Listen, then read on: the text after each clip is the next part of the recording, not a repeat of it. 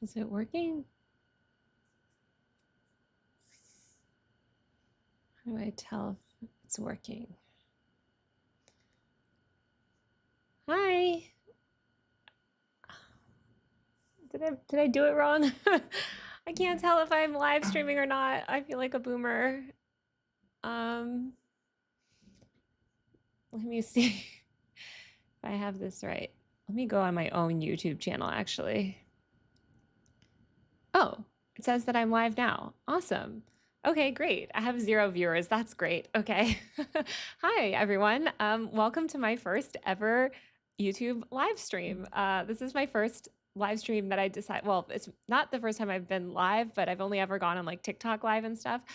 This is my first YouTube live stream, and I wanted to do one. I thought I might start doing one every Friday or at least once a week to talk about all the free speech stuff that doesn't fit in my usual weekly Free Speech Friday video. There's so much news and there's so much happening in the world of free expression and internet freedom and privacy and surveillance. So I thought I should try to start doing a live stream, and then I can talk about all of these things that are happening without having to like, I mean, I'm still going to do my weekly videos. Well, today I didn't do one because I was trying to figure out this live stream, but I'm still going to be doing my weekly Free Speech Friday videos. But I just thought that if I did a live stream every week, that way I could also cover a lot more stuff. So because I've never done this live stream before, I don't know how it says like chat rate, but I don't know how to see the chat. Gosh, I feel so stupid. Okay, I guess I'm gonna go on my own YouTube channel. I just want to make sure that it's not gonna play really loud. Let's see how it goes. Okay. Okay, it's on mute. Okay. Oh, I see the chat now. Hi, everyone. Oh my gosh, there's actually people here. Oh, now I'm really nervous. Hi, Adam McIntyre told me to do this. No, he didn't, but I actually should have told him that I was going live. I didn't even like really tell my friends except my one friend who's a Twitch streamer and helped me set up my like I couldn't understand OBS. So anyway, so yeah, so welcome. I thought we could just talk about some of the stuff that I've been noticing over the past week. It is the holidays, so it's it's not even that slow, honestly. But since this was like sort of my first test run doing a live stream, I just like pulled together a few things that I thought we could talk about. I figured I would stream for like an hour. I don't know. I'm kind of a talker, so maybe it'll be a little longer, but probably not that much longer because I do have other work to get done.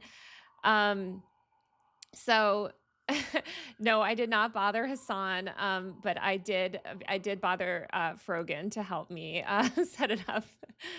And because she's in downtown LA and I'm in downtown LA, so she came over and hopefully it worked out. I love her. So shout out to Fro for helping me do this. Okay. So let's start with, let's see, how do I, sorry, this is going to be so janky. Thank you so much for dealing with me. I'm like, how do I switch scenes? Okay. So there's a few things that I wanted to talk about this week. Number one, okay, let me go to where did it go? Okay, here. I'm so nervous that I'm gonna click. I'm so nervous that I'm gonna click the article thing that she made me to like the way that I show articles, and I'll accidentally share my whole desktop screen. So if you see my whole desktop screen and stream and all my text, okay, no, it worked. All right, awesome. Okay, so I'm like, I'm telling all my friends not to text me right now. Let me just put my phone on silent just in case. I'm so paranoid one of them is gonna send something weird. All right, so also I don't know how YouTube deals with live streaming and words, but as soon as I did this, I swear to God, somebody texted me. I am live streaming right now, but I swear to God, sorry, this is actually kind of important. Anyway, okay, so I don't know how live streams differ from regular YouTube videos in terms of the words that you can say. So I am going to be using like, I swear to God. I literally just put in like every group chat, I'm going live for the first time. No one texts me.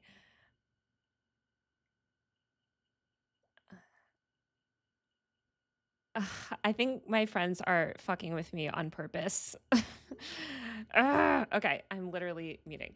Um, okay, so I am going to be using corny algo speak and not saying the real words. I just can't get demonetized again, guys. So bear with me. I know it's so annoying to have people say things like unalive and whatever, but I got to do it because otherwise they're gonna demonetize my video, and I already make like almost nothing on these videos. So also, let me see if I can keep up. I'm sorry, I don't know how people that are like popular streamers do this, where they like read the chat and talk, but I'm gonna try my best.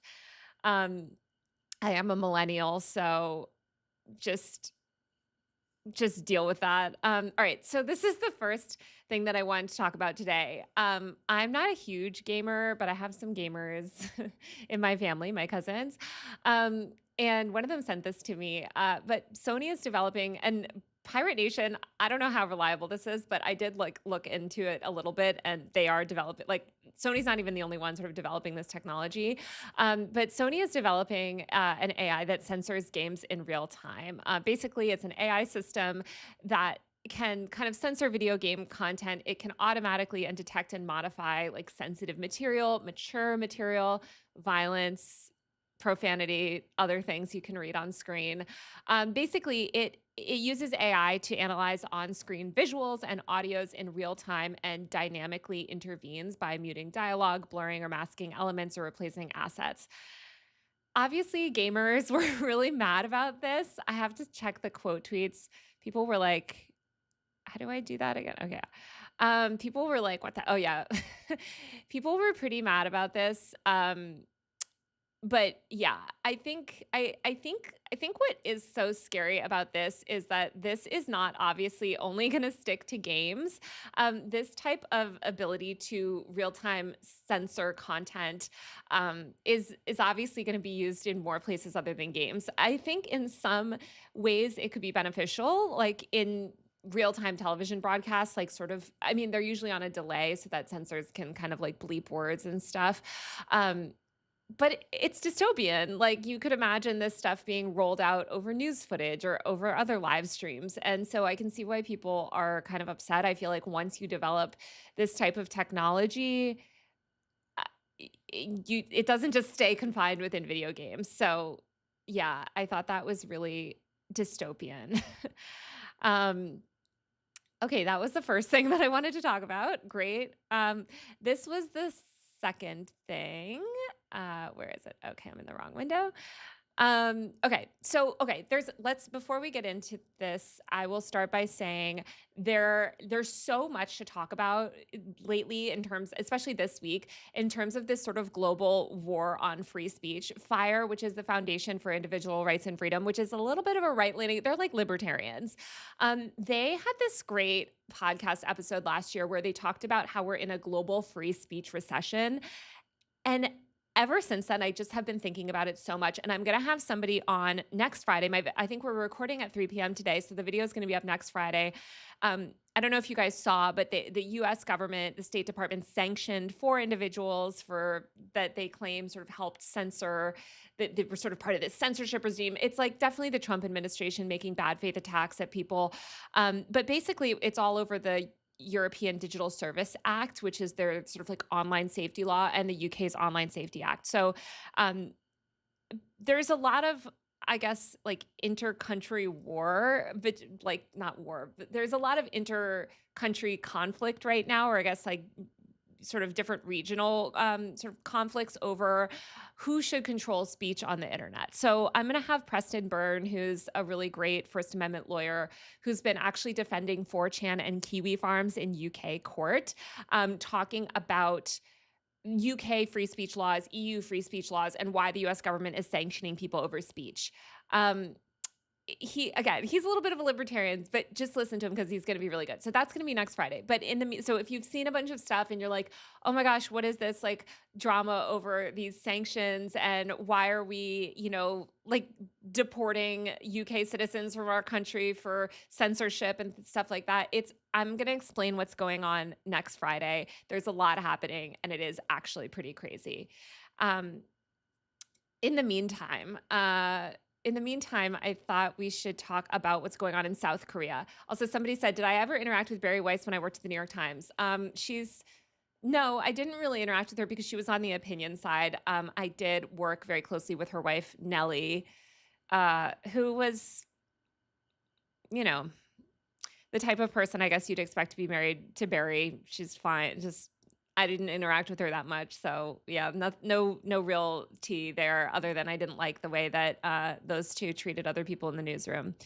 Okay, and yes, defending 4chan. I saw somebody say that. I know we don't not just 4chan, but Kiwi Farms, and I know you guys are like, why would you defend 4chan and Kiwi Farms? I get it, but you'll hear his arguments, and I actually do support 4chan and Kiwi Farms in their efforts to fight these speech laws. Do I agree with the content on those websites? No. Kiwi Farms is responsible for getting my family swatted multiple times, so I'm not a fan of either of those websites. But I think it's really important that their speech rights are protected, whether I agree with the speech on there or not. And again, we'll get into all of this in a lot more nuance because trust me, there's a lot of really bad stuff, and these services can be really bad. All right, so let's talk. Sorry, I look like a troll. I just looked at myself on screen. Let's get into the next thing that I want to talk about, which is what's going on in South Korea. So South Korea, like the United, how do I do this?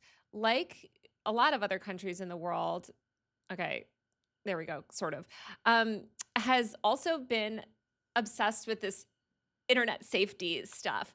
And I think this is kind of interesting. I think South Korea kind of sides with the West on a lot of stuff when it comes to like the internet world. Obviously, there's a huge amount of crossover between South Korean pop culture and American pop culture.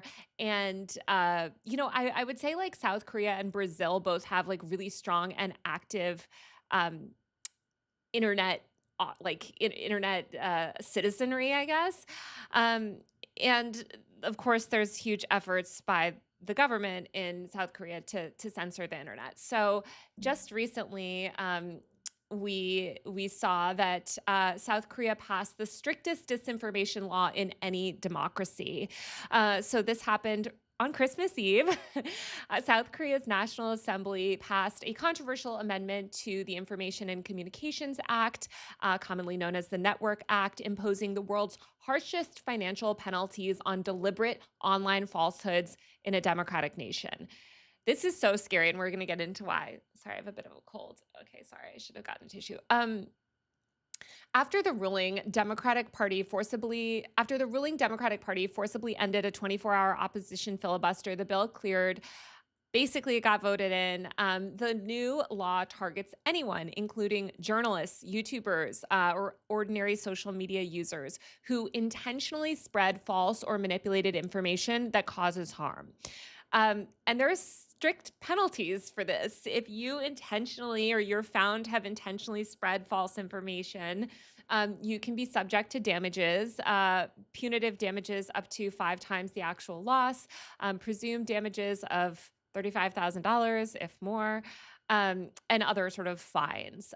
Opposition parties and critics, including journalists associations and digital rights groups, called it a gag order that risks chilling free speech and enabling abuse through vague definitions. The Democratic Party argued that it's essential protection against deepfakes and harmful disinformation. We're going to talk about what's harmful disinformation in a minute. This marks a major escalation from traditional defamation rules, which only require compensation for proven losses. No multipliers or presumed awards.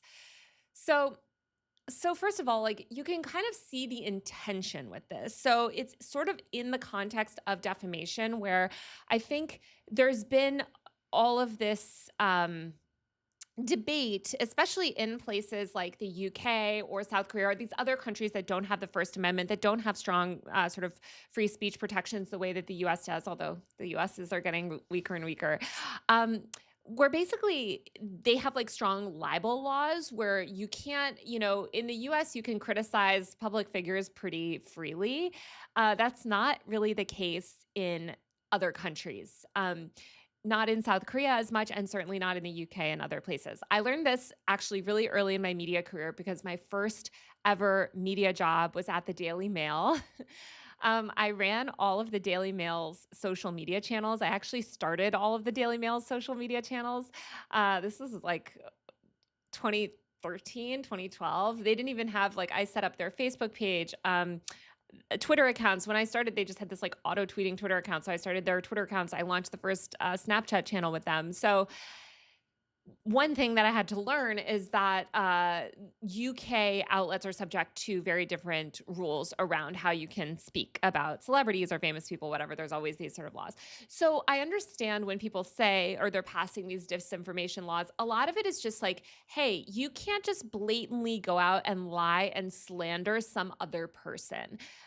What Alex Jones did, for instance, with the Sandy Hook parents, like that's used as an example of people being like, all right, obviously what you're doing is really evil and in bad faith. Now, what I would say to that is that like they actually did have that's an example of how the legal system worked, right? There was retribution, there was enormous harm that Alex Jones did, but ultimately the Sandy Hook families won that sort of lawsuit.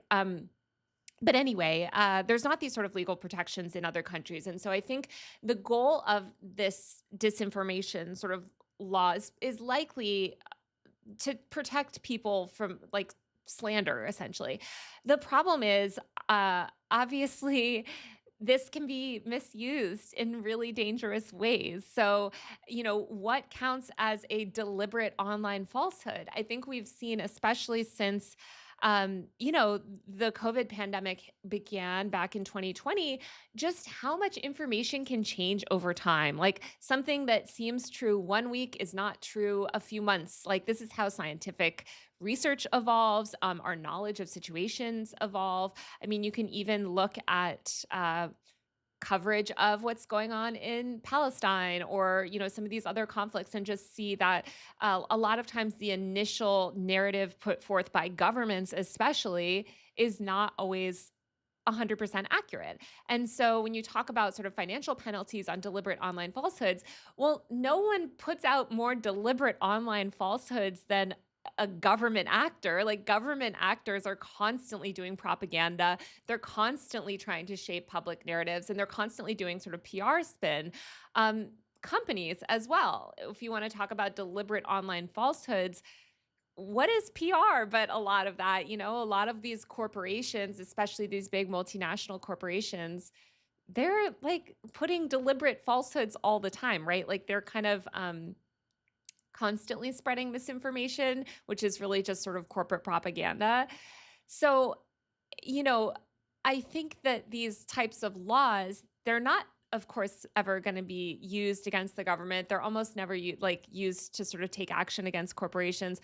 What they're used for generally is to suppress speech, like individual speech. And so I just think this is really dystopian. I also think when it comes to determining what is a falsehood? We don't want the government determining that. We don't want the government. Sorry, I keep itching my nose, guys. I'm having a real cold and I can't stop itching my nose.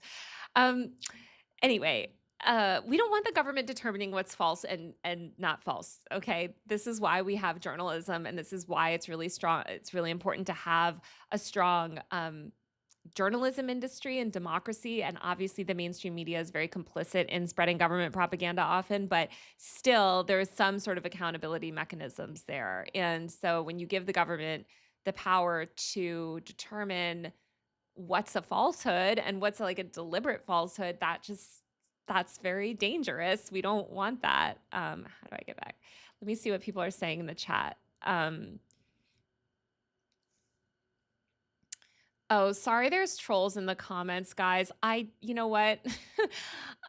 I don't have any sort of moderator, and so if they want to come up and troll in the comments, unfortunately, I guess they can do that, but it's annoying and lame, but it is what it is. Sorry about that. I just don't have oh, uh-oh, what happened?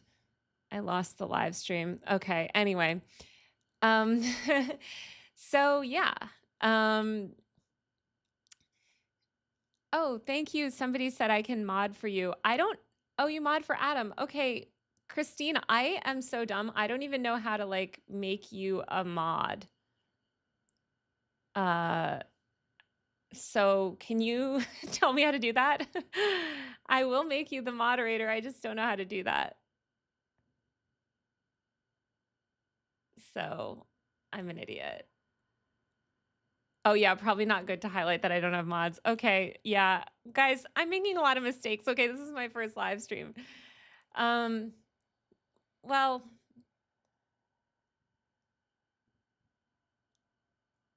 you know what? We all troll a little bit sometimes. So if people are going to troll, they're going to troll.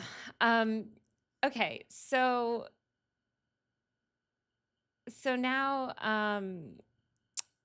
now, okay. So now we've talked about South Korea. So that stuff is extremely worrying to me.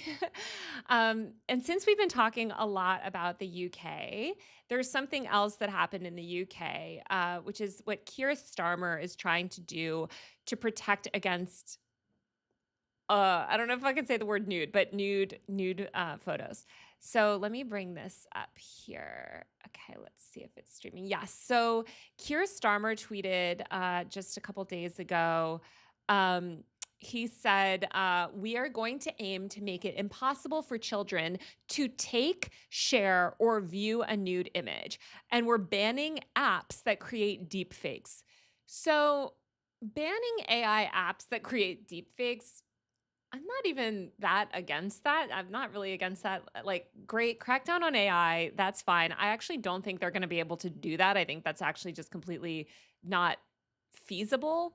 Um, but more power to him if he wants to try to ban those apps. I want to talk about the first part when he says, we're going to aim to make it impossible for children to take, share, or view these images. There's no way that he can do that. Like, there is not only do we not have the technology, but as the community note, which community notes has been so good lately, community notes right here, detection algorithms like these have been proven extremely problematic previously and false positive prone, especially for parents and family members with kids. This technology is used in China for censorship as well. And I know you guys, people got so mad at me when I had that guy on talking about China's internet, and they're like, "Oh, and you hate China or whatever." No, I don't hate China, but I don't want our US government to have the level of control that the government has over the internet in China. I don't want that here. I trust the Chinese government more than I trust the US government in a lot of ways.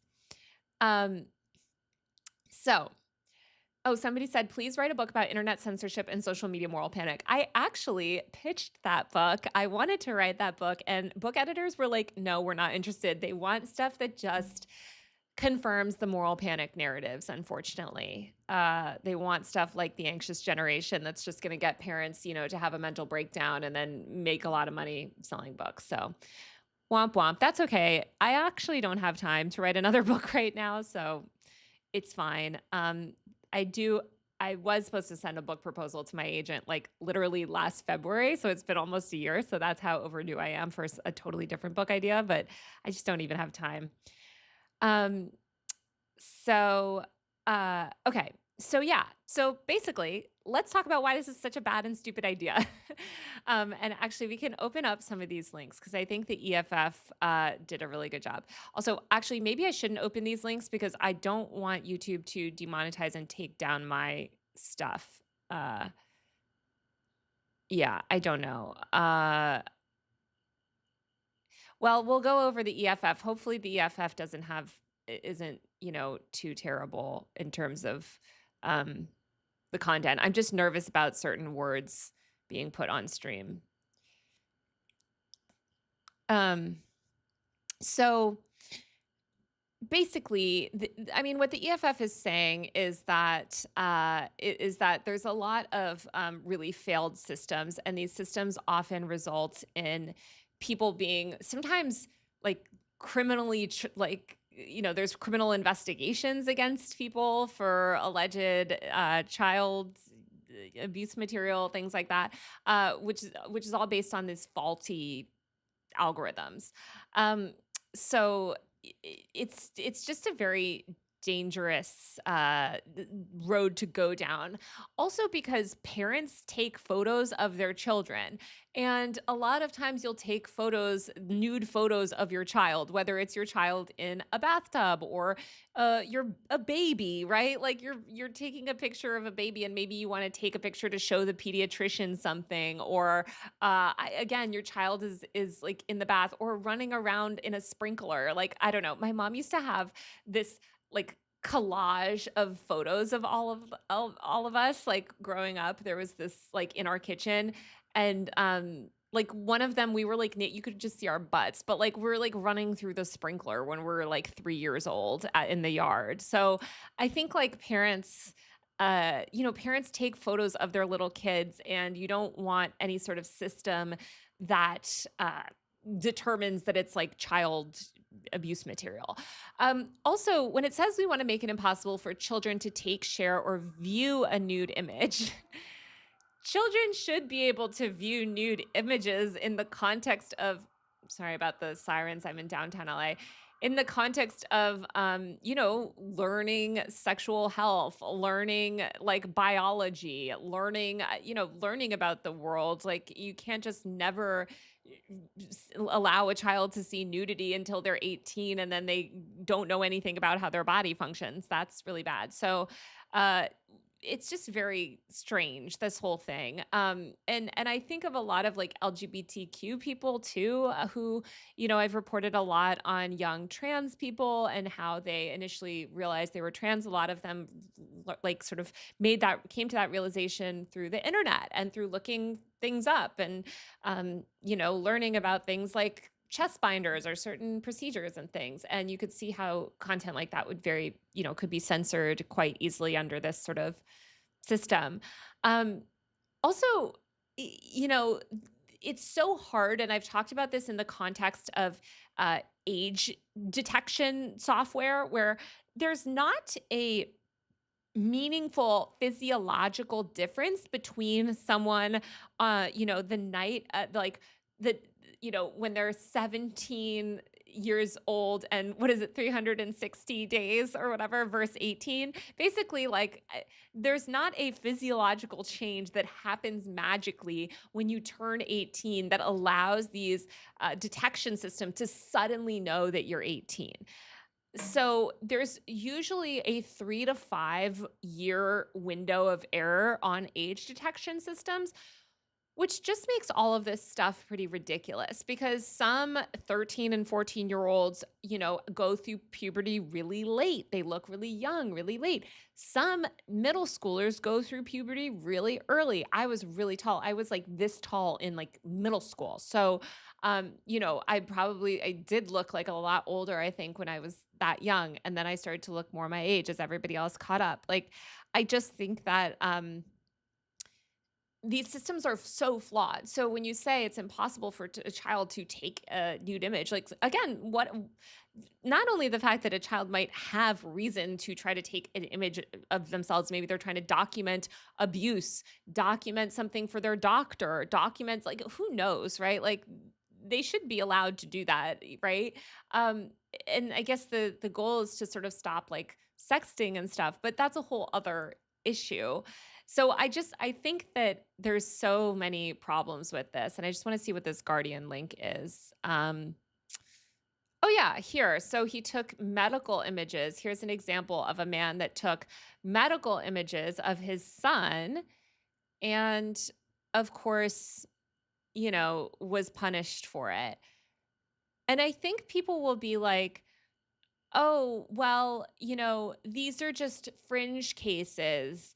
Like these are not common cases. Like But the point is that when you write any of these laws, you have to write them for the fringe cases. Those are the most important cases because like that's what you have to legislate for. And any time you roll out a law like this too towards a mass population, the amount of fringe cases, okay, maybe it's only like 2% of photos or 1% of photos or whatever are, medically necessary kind of content or something.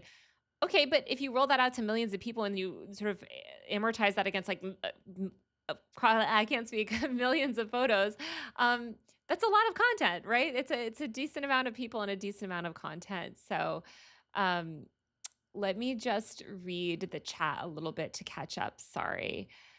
Um, what do I think of the social media ban in Australia? I think it's horrible in large part because of this age detection problem. So, because there's no ability to detect people's ages, because a 15-year-old does not look meaningfully different from a 16-year-old or a 16-year-old from a 17-year-old, there's no such thing as like age detection systems that work for teenagers or for anyone really. There's a huge range. Like we don't all biologically age at the same rate as Brian Johnson and those types of people could tell you, although they take it in a different way.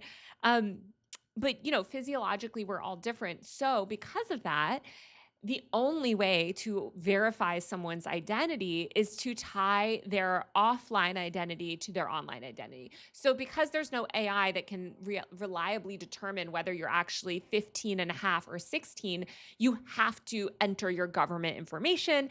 And that means everything that you do online is then suddenly tied to your government ID. And we're actually going to get into this, I think.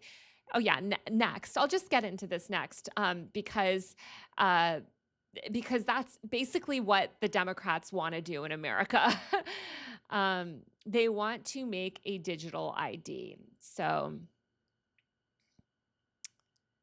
let's open this up. So this is a right-wing lady has terrible views on a lot of things, including immigration. But I just want to play what she says here. Currently in the Senate, we have a Okay, I just want to play what she says here. So this was at Turning Point USA's America Fest, which is their big, stupid festival thing that they have. And I just want you to hear what she has to say. I'm sorry, I'm just catching up on I don't know how people talk and read the chat at the same time. I feel like that's a skill that I don't have. Okay, Christine, I would love you to mod. How do I do that? Oh, here. YouTube studio settings, community, find the moderator box, and then click save. Okay, I don't know how to do that for this time, but because I don't want to mess up the live stream by going around and clicking into settings. But if you're down to do it next time, okay, now I've like completely fucked up the chat. Where is it? If you're down to do it the next time, if you can email me, where did she go? Christine, if you can email me on taylor@usermag.co, that's taylor@usermag.co, email me and just remind me like your username and stuff, and then I'll set you up as a mod after I'm done with this live stream, because I don't want to try to do it while I'm live streaming. I am going to end up fucking it up somehow. Yeah, or DM me on Instagram. If it's easier, you can just DM me on Instagram. Either way. Okay. So let's talk about this crazy Republican lady that has terrible views on everything, but is actually right about digital ID. So at America Fest, she gets up on stage. I love how, by the way, all the women at America Fest are wearing like really shiny, crazy suits. Like they're all wearing like really shiny, crazy suits. And then Erica Kirk had like the full on sparkle outfit. Like it's just very funny to me. And yes, I will screen my mods first. Don't worry, guys. And yes, if you Robe Life Music, if you guys, anybody that wants to mod, just reach out to me on email or DM on Instagram and just tell me a little bit about yourself and tell me if there's other people that you've modded for, and then I can like make you a mod for the next time. Okay, so let's listen to what she has to say. Now, this is how dumb I am with live streaming. Hopefully you can hear this. I'm gonna press play and hopefully you can hear it.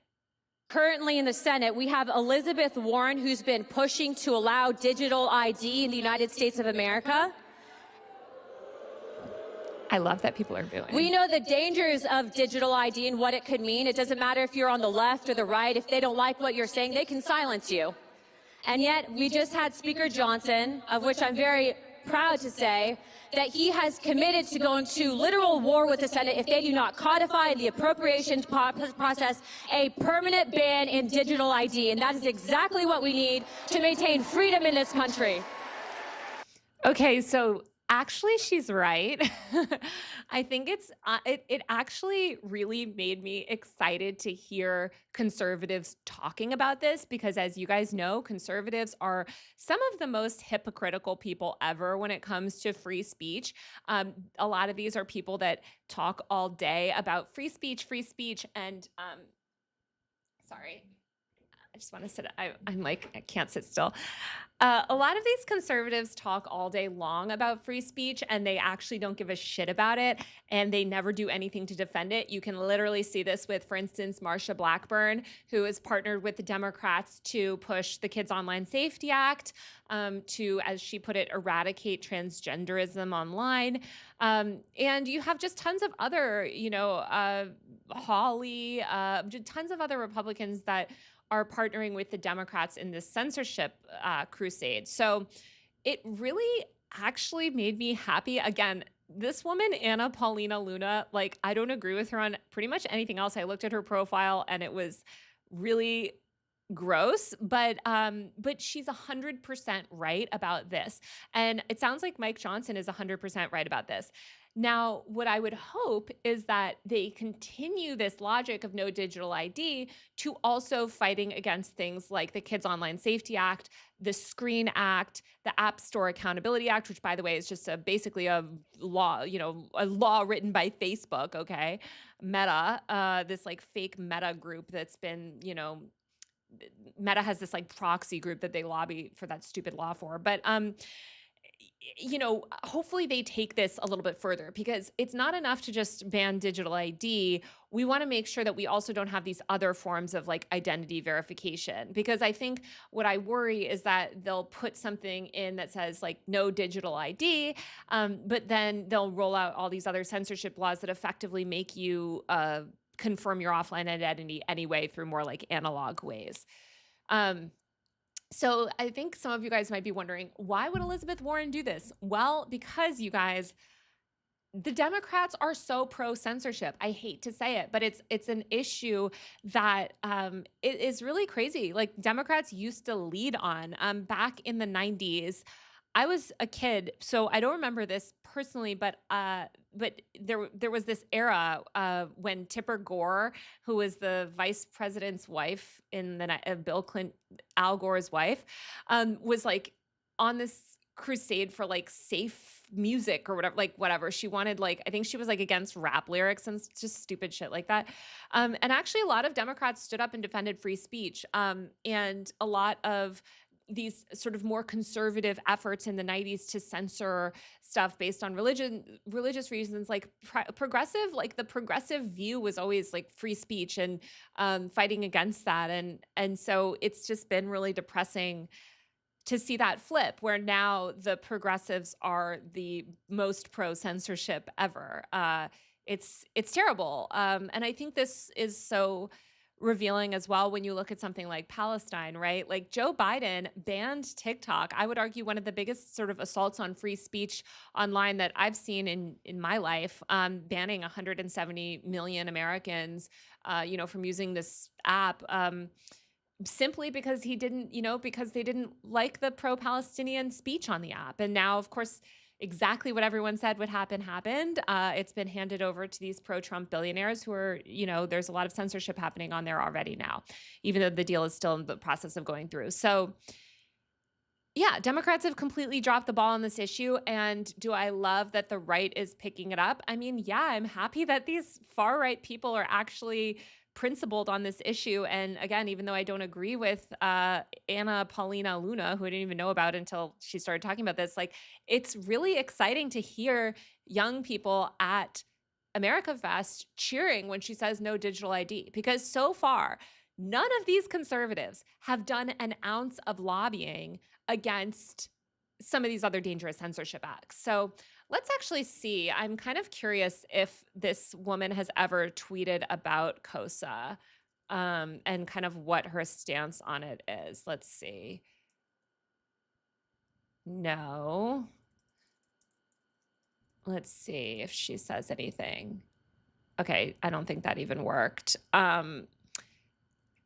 So basically, she hasn't even, let's see if she said anything about Section 230. Okay, no. So she doesn't actually speak about these issues. That's a bummer. Let's see if she's, hold on. I'm just Googling safety.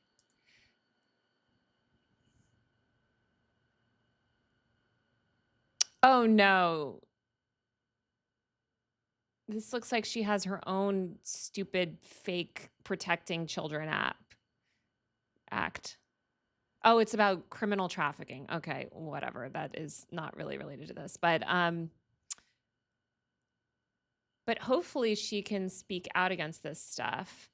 It looks like she's really into like child whatever. Like it's because she's far right. She's pushing all this sort of like QAnon child stuff. Anyway, so yeah, I don't know. It's interesting. Like I said, I don't agree with her on immigration and some other issues, but it's really great to see someone with her, position and platform speaking out against digital ID. So shout out to Rep. Anna Paulina Luna and I guess Mike Johnson, who is going to fight this sort of. I guess he said go to war against digital ID. Again, I hope that means going to war to protect Section 230 and to kill the Screen Act and to kill all these other bad laws too. So we'll see. As you guys know, also in the UK, digital ID, they're already sort of trying to roll it out. So this was a video that I wanted to show by Together, which is a nonprofit in the UK talking about digital ID and talking about Larry Ellison, who you guys might know as the pro-Israel billionaire that's about to take control of TikTok and his sort of associations with digital ID. By the way, Larry Ellison, I just want you guys to know, one of the most dystopian things that I've ever heard in my life is what Larry Ellison had to say about speech. Larry Ellison said, let me just find it. He said, hold on.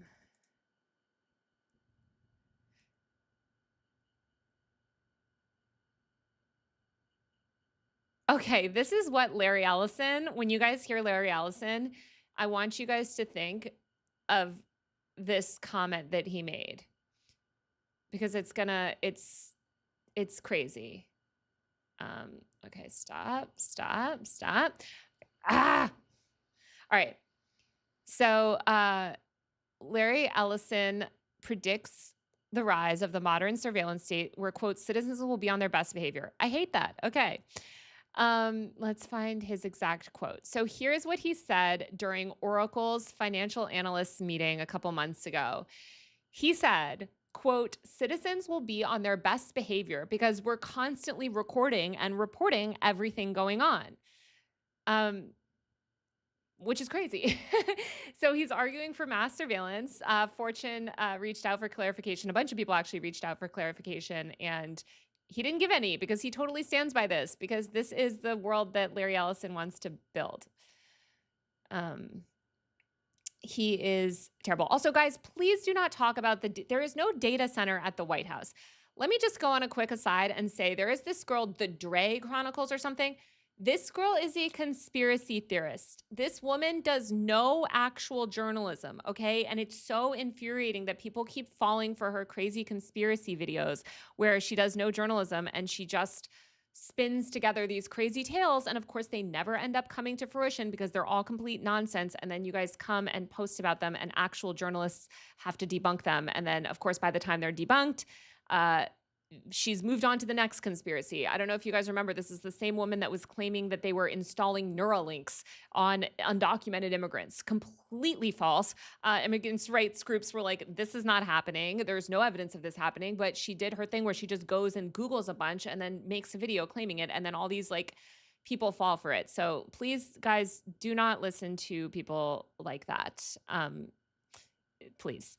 Okay, so the stupid ballroom is dumb enough.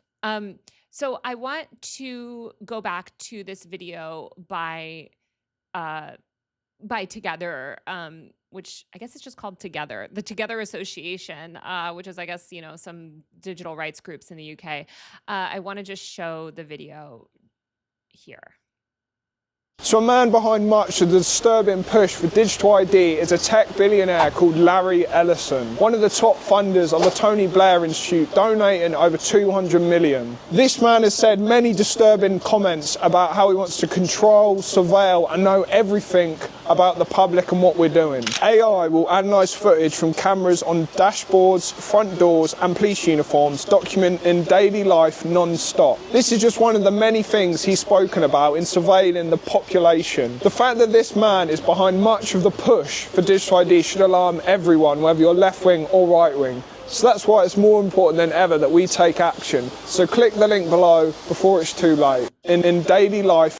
Okay, I just want to zoom in again on what Larry Ellison has said. As if that previous quote wasn't dystopian, he says AI will analyze footage from cameras on dashboards, front doors, and police uniforms, documenting daily life nonstop. This is where we're headed, and this is scary, right? We don't want that. We don't want this 24/7 surveillance ecosystem where not only are they surveilling everything, but that surveillance is directly tied to this idea of digital ID, and where your offline behavior and your online behavior are completely intertwined and tied to each other and can be used against you to prosecute you for, wrongthink or whatever. So there was that video, and then there was this other video, which I thought made a bunch of really good points about just data privacy. I've talked a lot about how we have literally zero data privacy in this country already, which is very bad. But instead of the government passing privacy laws and comprehensive data privacy protections, they're focused on silencing speech. But when these data breaches happen, which they happen quite frequently, it puts a lot of people in danger. Obviously exploitative companies buy this data. The government can get a hold of this data. Like, I guess the government is, in this case, harvesting the data and breaching it. But a lot of bad actors can get a hold of this data, and we don't want that to happen. So here's another video that I saw that I thought was good on this. This guy says, digital ID, what could go wrong? Just days after Keir Starmer praised India's rollout as a model, reports emerge of cyber thieves stealing entire databases. 815 million people's names, addresses, IDs, bank accounts, selling for $80,000 a pop. Okay, so let's watch this video here. Digital ID, what could possibly go wrong? So do you remember about a week or so ago, maybe 10 days ago, Keir Starmer was out in India meeting Modi, the Indian president or prime minister, and a load of their top officials, and extolling the benefits of digital ID and saying what a fabulous rollout they'd had in India, which has their nationwide digital ID system called Aadhaar or Aadhaar, depending how you pronounce it. Well, listen to how well it's going. Thieves, or crypto thieves, or digital thieves, or cyber thieves, or whatever you want to call them, cyber criminals, are currently claiming that they have stolen the entire database, 815 million people's details, names, addresses, identity confirmations, bank details, etc., etc., etc. They've cracked the code, and they've got the entire database, and they're currently selling the entire database for $80,000 at a time. Now, whether that's been verified or not, I don't know, but that story is doing the rounds. So just how secure is it going to be? Just how well is it going to work? As I've said this so many times, when every single piece of information about your life, your passport and your driving license and your NHS records and your criminal record and your bank details and every transaction of everything that you buy and your gas bill and your electricity bill and your travel records and your flight records and your car tax and your council tax and anything you've ever done criminally, any arrest record, absolutely everything, any hospital appointments, anything about you at all is all held in one place. How safe and how secure is that going to be? Do you trust the people running these systems? Do you trust them to keep your data secure? We get data breaches, data thefts every single day. And sometimes we get really, really big ones. There's been lots just in the last year in this country alone. So how well is it going to work when every single facet of your life is held in one place? It's just happened in India. Go and look it up. And the ironic thing is that Starmer was just out there holding them up as an example of how well the system could work. Yeah, right, Keir. We believe you. Okay, sorry, that was a little soft. I don't know if you could hear, but you get the point. I think he makes some really good points. Also, so sorry, I just saw in the chat someone was saying that they weren't talking about that, like, Drea, whatever, conspiracy video. Sorry, I've just been getting so many comments about it because people constantly send me this person's conspiracy theory videos being like, what about this? Why don't you cover this? And I'm like, I'm not covering that, guys, because that's a conspiracy theory. So anyway, so yes, so these are the problems with digital ID.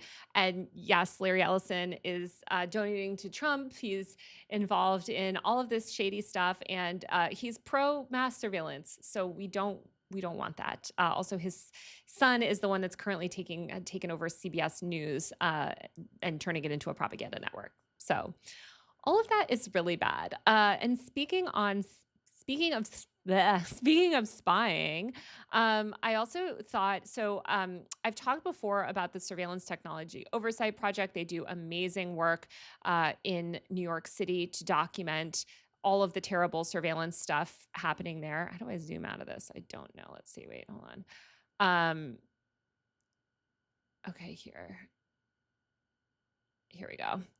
Sorry, I'm trying to make it so that you can see it. Anyway, here's their website. They do so much great work. They provide legal support to people targeted by surveillance, and they just fight to end discriminatory surveillance. So they do a lot to fight the police, advocate people. You can look at some of their lawsuits, bans against facial recognition, cell phone searches, tons of stuff. Mostly, I mean, they're mostly doing work in New York, but they have just a really great mission and vision. So I highly recommend them. But this video made me think of them because I'm just going to pull it up here. But if you have ever been in New York City, you've probably seen these Wi-Fi towers this is not the right video. Okay, that is some lady dancing. Where is the Wi-Fi tower? Hold on a second. Where did it go? Why? Hold on a second. Let me find the right. This has been like an issue with me before where I try to send myself a link on Instagram and for some reason it like just opens to the For You page, which my For You page is very cursed. So let me just try to find the actual guy's profile. Basically, if you've seen these, also sorry about all the noise. When I did downtown LA, there's like always some sort of thing going on that requires sirens. Okay, here we go. I found it. So New York City rolled out free Wi-Fi, which sounds so great. Who doesn't love free Wi-Fi? And so you've probably seen these like Link NYC towers. If you live in New York City, you've seen these. And I actually have made the mistake of connecting to them when I was an idiot and I didn't know more about surveillance. I would connect to get these free Wi-Fi. Free Wi-Fi sounds great. It's not as free or as great as you think it is. So let's watch this video really quick. Okay, here we go. Let me restart it. Link and Okay. New York City. Don't ask a tech expert. Stand next to one of those tall Wi-Fi kiosks on the sidewalk. The ones that look like giant phones from the future. Link NYC. A lot of people have heard of this and seen it. They told you it was free gigabyte internet for everyone, for every New Yorker. 500,000 phone calls a month, 5 million users logged. Sounds good. Sounds progressive. Sounds like the city is doing something nice for once. But read the fine print, because those kiosks aren't just giving you Wi-Fi. The motherfuckers is watching you. Each kiosk packs 3 cameras, 2 wide-angle security cams, 1 for video calls. Over 30 sensors total.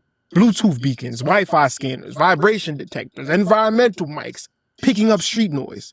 They log your phone's MAC address and device ID even if Bluetooth's just on in your pocket. They got timestamps, movement paths as you walk by. You don't have to tap the screen or connect to anything. Your phone pings them automatically. By 2023, 1,800 kiosks blanketed the city. They tell you it's anonymized, that word, you hear that, right? It's anonymized. But they hash your MAC address. They strip the name and call it privacy. Privacy researchers such as the NYCLU and the EFF have called it bullshit. Device IDs plus timestamps plus movement paths equal re-identification in hours. EU law already calls MAC and IP addresses personal data. One researcher reverse engineered their code and found unique identifiers everywhere. And then there's the NYPD, because these kiosks aren't isolated. They're plugged into 15,000 plus city cameras. The NYPD accesses through public safety partnerships. No warrant needed for broad queries. You want proof? 2019, a vandal smashes 42 kiosks in Chelsea. Link cam catches him cold. Juan Rodriguez gets arrested off the footage and they bragged about it. Another guy torches kiosk screens. Same story, cameras rewind his entire path. Sounds like catching bad guys, right? Harmless. Until you understand the logic. If they track graffiti sprayers block by block, they're tracking protesters too. Marchers. Anyone lingering. Anyone the system decides to follow. This isn't neutral tech. It's infrastructure. And infrastructure always reflects power. Check the density map. Where are these kiosks located? Thickest coverage is in high traffic, low income zones. Subway exits in Harlem, bodega corners in Bushwick, places where people walk, wait, and rely on public space. Free Wi-Fi? That's the pitch. But cameras retain footage for 7 days until privacy fights force them to make changes. As a New Yorker, you didn't opt in. There was no vote. There was no consent. There was no checkbox. The city just dropped 1,800 corporate surveillance towers on your streets and called it progress. Do you want to understand surveillance in New York City? Don't ask a tech expert. Stand next to one of those tall Wi-Fi kiosks on the sidewalk. It's refreshing. So yeah, basically don't connect to free Wi-Fi, you guys. It's never free. It's not free. You're paying for it with your data. And also you're participating in this mass surveillance system. And we don't want to do that. And I think what he mentioned was such an important point, which is that the majority of these cameras are in high traffic, low income areas. They're used to track protests. They're used to track any sort of dissent. They're very intertwined with police, and just this whole thing is a nightmare. So I think, honestly, I wish we could tear these down. I wish that people would. I don't want to get in trouble for what I want to say that I wish would happen to these stupid free Wi-Fi kiosks, but I don't like them and I think they're really bad. So just wanted to let you guys know that in case you're in New York City, don't hop on that free Wi-Fi. Okay, so back to what I was talking about before about digital ID, by the way, Spencer Cox, and I was mentioning different sort of lawmakers. I totally forgot to bring this up. Spencer Cox, who is one of my number one ops, who's the governor of Utah. If you guys don't know, Utah and Texas, but really Utah is so notorious for bad tech policy. There's this guy, Eric Goldman, who's an icon. You might have seen him on my channel before. He came on for the age verification episode I did a long time ago. Eric has done literal huge research initiatives just into why Utah is so bad on tech policy. But basically a lot of these really dystopian surveillance and censorship laws, because they can't pass them nationally, federally, initially, they'll trial these restrictions in states like Utah or Texas or others to try to essentially, if you get a censorship law, we're seeing this in Texas, right? If you get abortion content censored in Texas, Meta and all these other platforms, they're not going to distinguish between, they don't have separate versions of the app that run in different states. So they just default all of America to the most censorious state. So that's why it's so important to fight these laws on a state level. A lot of people are like, well, why do I care that Mississippi's doing age verification? Who cares? I live in California. Okay, well, guess what? A lot of these platforms are just going to start mass censoring content so that they're compliant in the most restrictive state. And by the way, liberal states do this too. For instance, California has the strictest emissions and environmental standards. So cars that are sold in America, they just meet those strictest environmental standards in California. So it can work for sort of activist like state approach to laws can work for good things, but it's really bad for speech laws, because I would argue speech laws, like there are no borders on the internet, right? And so so I hate Spencer Cox, and he's just like, he's so beloved by these Democrats, like this guy Jake Achelos, who's also delusional pro-censorship, abundance Democrat guy. It's all these like abundance centrist Democrats, by the way, the neoliberal Democrats that love surveillance, they love mass surveillance. And they try to act like they're tough on big tech while, you know, giving the biggest win to big tech ever. So Spencer Cox did another bad tweet, and he posted this video that is absolutely unhinged, and I just thought we could watch it, and then I will sort of explain all the bad things that he's up to. So here is what he posted just a week or two ago. Okay, hold on. Where can I see this? Let me try to see. However much you hate. Oh, wait, hold on a sec. Also, his whole thing is like pretending to be tough on big tech while like literally not being tough on big tech, because he's fucking rewarding big tech, obviously, with this stupid censorship shit. So, okay. So let's watch his stupid video that he probably paid some consultant $1 zillion to make. Okay. However much you hate social media, you do not hate it enough.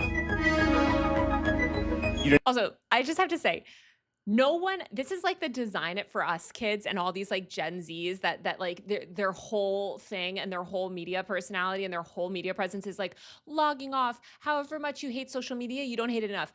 Okay, then why are you guys on here more than anyone posting 24/7? Spencer Cox is literally one of the most online like governors. So, and he's like, he's constantly like in drama with people online. It's like, oh, you hate social media? So log off. You first. You first. You want to take away the internet for everyone? You go first. Log off. And all these Gen Z like fake, they're the AstroTurf Gen Z groups really annoy me, because they are literally advocating against the rights of their generation by, it's like the Olivia Juliana mindset of like just telling some 55-year-old rich boomer like what they want to hear, and just validating all their stereotypes about young people so that you can just enrich yourself by running cover for like bad laws. So you can just go to Congress and be like, I'm Gen Z and I actually think censorship is really great, and actually we should roll out mass surveillance because that's actually what us Gen Zs love. Like that's, and while you get rich, by the way, off the backs of these like evil donors. Ugh. Anyway. So yeah, Spencer Cox, you don't hate social media enough. Okay. You don't hate social media enough because you're still on Twitter. Anyway, sorry. I'm so triggered. I really hate this man. I really hate everything he stands for.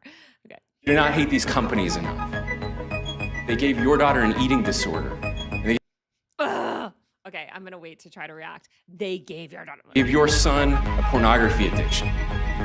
By the way, the whole concept of pornography, I don't want to say the word, addiction is actually like very heavy in dispute. And I saw people were really mad about my latest video being like social media addiction doesn't exist. Media addiction is not an addiction. And I'm going to make a whole separate video on this, talking to actual like experts on this. But people in the, I'm going to say corn, sorry, I just don't want to get censored.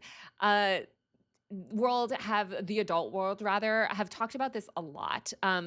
That doesn't mean that you can't have unhealthy use of it, but it's like being addicted to music, like these ideas of media addiction. There's a moral panic, and it's sort of like, it's very tied into like what's negative content versus positive content. Obviously people were like addicted to novels, addicted to music, addicted, like, I'm going to make a whole separate video kind of trying to explain why that like framework is really misleading and really harmful. I just have to say also, especially in regards to Utah, and I'm going to go deeper on this, but the problem I have with framing a lot of this stuff as this like harmful addiction is that parents are sending their kids into these internet addiction treatment centers, aka abusive residential schools, where they ship them off. Primarily, this industry is huge in Utah, where they ship them off to these wilderness schools. And we've seen Tyler Kincaid at NBC and other journalists have done phenomenal reporting on the horrific abuses that young people suffer through in these schools. And often when parents say that their child child is addicted to social media, it's a young person that's struggling with depression or their sexuality, or again, something like an eating disorder or something. And they're often relying on social connection through their phone, sometimes in an unhealthy way, but sometimes in a very like healthy way, in the sense that like they're trying to reach out and get connection with other friends, with other LGBTQ people, whatever. And these parents, you know, because this concept of internet addiction, this massive industry has sprung up, treating internet addiction again. If you treat it as an addiction, as my the person I had on Free Speech Friday, Ian Anderson, said last week, you actually make it harder. You make it harder for yourself to moderate use as opposed to treating it like a habit. But it's so gross of him to like be feeding this industry. And I want you guys to understand that part of the reason he's feeding this is because this is the industry that is based in Utah. Like these horrible programs where they send your kid off and kidnap them in the middle of the night and send them to the wilderness because they're addicted to Instagram. A lot of that's all in Utah. So I just want you guys to know part of why, you know, he has financial interest in spewing this stuff. Okay. You believe that in the United States of America, particularly with our youth, our will is being stolen because of social media. We don't do this anywhere else in any other part of the economy where we allow a company to contract with our kids to steal their data. Which is so rich. Sorry, this is so rich coming from him because the policies that he backs allow these companies to harvest vast amounts more data on young children. Like it's allowing now biometric data harvesting on children. So you're like, oh, they are so evil because they're harvesting data on children. Okay, and you support policies that mandate these companies start harvesting even more data on children. So, sorry, I have to like interject because this video is so triggering to me. They figured out how to keep us addicted to these apps with these dopamine hits. And they gave our grandkids anxiety and depression. Once again, there's absolutely zero evidence, and I've said this so many times, there's so many great debunkings of it, that social media is causing any sort of mass anxiety or depression among young people. There is a mental health crisis among young people, and as every single top researcher in the area, in that genre, Alice Marwick, Candace Odgers, and others, has made clear over and over again, we know the causes of that. Dana Boyd, who I had on my channel a while ago, said, we know the causes of this youth mental health crisis. And it's not related to using social media, which, by the way, the primary way that teenagers use social media is to text message with friends. So it's just like the same exact people and the same exact claims where people were saying, oh, the beepers and cell phones and landline telephones, they're all leading to these mental health crises, television, rap music, like it's just moral panic nonsense. And if he actually cared about childhood well-being in a state like Utah, by the way, there's a lot better things that you could do to protect children's well-being, but you don't care. You run this state where all these like kids are sent off into the wilderness to be abused. So please spare me about the childhood well-being and the Mormon world and everything. Algorithms know us better than ourselves. It's why a kid at 4 o'clock in the morning will be stuck scrolling on TikTok nonstop because they can't break free. They're an addict. No different than gambling or fentanyl. And they did. No different than gambling or fentanyl. What are you talking about? Like, it's just so silly. And also it's very revealing that they keep bringing up TikTok. Cox was one of the big proponents of the TikTok ban. TikTok is the only app that ever had digital well-being features. So TikTok is the only app that actually encourages you to take a break. TikTok is the only app that encourages you to moderate use. TikTok, like it's just, all of these claims are just so self-serving because he never has this, like, it's just such a meta shell too. It's like the whole thing is so ridiculous. But also fentanyl is like physically, it is an actual addiction. Like this comparing media and communication tools to drugs, which have a physiological effect on your body, is just, it's so irresponsible. Did it knowingly. It's the world's first nationwide ban. If you're under 16, you're no longer allowed to have a social media account. Australian officials say the move could create a domino effect. Cox telling Savannah he holds social media companies themselves responsible. No, he doesn't hold social media companies themselves responsible because he's not trying to regulate the companies. He's trying to regulate the users. Profiting off of destroying our kids and destroying our country. Well done, Australia. I'm all for it. It took our school district started a ban similar to that, and we're seeing effects of it. Who do you blame for the division? Social media is a cancer.